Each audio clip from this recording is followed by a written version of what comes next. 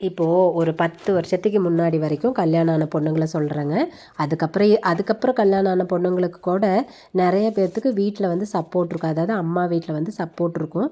But அதுக்கு முன்னாடி வரைக்கும் கல்யாணம் ஆன பொண்ணுங்களுக்கெல்லாம் அதிகமாக பேரண்ட்ஸ் வீட்டில் வந்து சப்போர்ட் இருக்காது. ஏன்னா அப்போ இருந்த ஜென்ரேஷன் பார்த்திங்கன்னா பேரண்ட்ஸு வந்து என்ன நினைப்பாங்கன்னா, பொண்ணு வந்து புகுந்த வீட்டில் ஏதாவது பிரச்சனைன்னு வந்து நின்னா நாம் சப்போர்ட் பண்ணுற மாதிரி பேசினா அவள் ஒரு வேளை இங்கேயே இருந்துக்கலாம்னு நினச்சிருவாளோ, வாழாமல் வந்து இருந்துருவாளோன்னு ஒரு பயம்.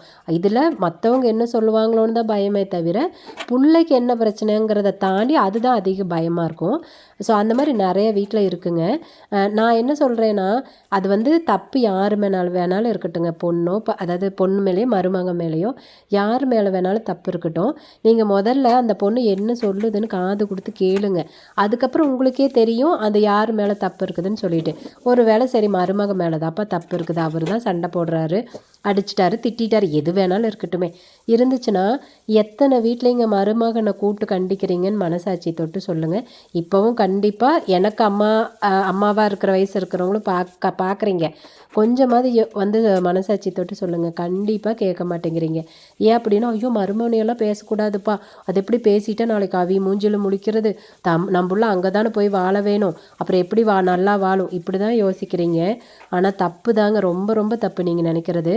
நாங்கள் வந்து நீங்கள் அப்படி பொண்ணு வந்து சொன்னால் உடனே சண்டை போடுங்க, மருமகனை அடிங்க உதைங்க, அப்போல்லாம் நாங்கள் சொல்லவே இல்லை.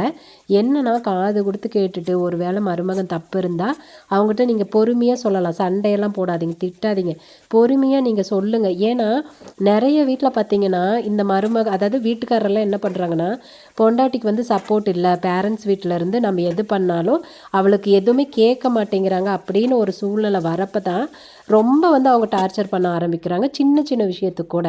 அப்புறம் டக்குன்னு ஏதாவது வாய் வார்த்தை விட்டுறது, உனக்கெல்லாம் யார் இருக்கிற, உனையெல்லாம் யார் கேட்பேன், நான் என்ன பண்ணாலும் உனக்கு கேட்க மாட்டாங்க அப்படின்னு எல்லாம் பேசிடுவாங்க. அப்போது அந்த பொண்ணு மனசு எவ்வளோ கஷ்டப்படும், அதை யோசிச்சு பாருங்கள்.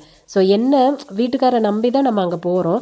ஒருவேளை அங்கே பிரச்சனை வந்தால் கூட ஐயோ நம்ம அப்பா அம்மா இருக்காங்கப்பா, நம்மளுக்கு சப்போர்ட்டாக இருப்பாங்க அப்படின்னு எவ்வளோ பெரிய நம்பிக்கையில் இருப்போம் தெரியுமா. ஆனால் அந்த நம்பிக்கை உடைக்கிற மாதிரி ஒவ்வொரு பேரண்ட்ஸும் நடந்துக்கிறப்போ அந்த பொண்ணுங்க வந்து எவ்வளோ மனசு கஷ்டப்படுவாங்க. இதனால தாங்க சில பொண்ணுங்க தப்பாக முடிவெடுக்கிறாங்க. நீங்கள் என்ன பிரச்சனை வந்தாலும் சாமி, நீ முடிஞ்ச அளவுக்கு அதை அமைதியாக ஃபேஸ் பண்ண பாரு.